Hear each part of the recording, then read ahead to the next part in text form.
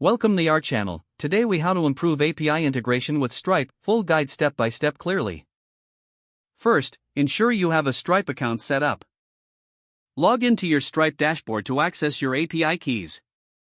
Locate your API keys in the Developers section under API keys. Make sure you are using the correct key for your environment, test or live. Next, choose the programming language or framework you'll use for integration. For this guide, we will use Node.js as an example. Install the Stripe package using npm by running the command npm install stripe. Create a new JavaScript file where you will write your integration code. Import the Stripe library at the top of your JavaScript file. Use your secret API key to initialize the Stripe client. Create an endpoint that will handle payment requests.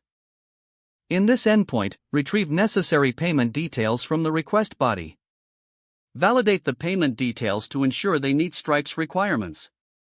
Create a payment intent by calling the Stripe API with the provided details. Handle potential errors gracefully by using try-catch blocks. Return a response to the client with the payment intent status and any relevant information. Implement webhooks to receive events from Stripe regarding payment status changes. Set up a secure endpoint for Stripe to send webhook notifications. Validate the webhook signature to ensure the request is genuinely from Stripe. Update your database based on the webhook event type you receive.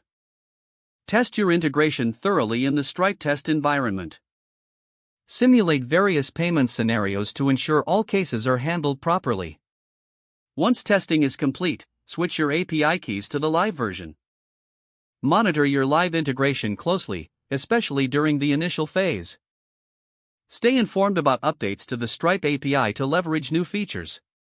Consider implementing error logging to capture issues in real time. Evaluate your user experience to streamline the checkout process. Gather feedback from users to identify areas for further improvement. Document your integration process to assist future development and maintenance. Don't forget to like this video and subscribe to our channel for more step-by-step tech guides.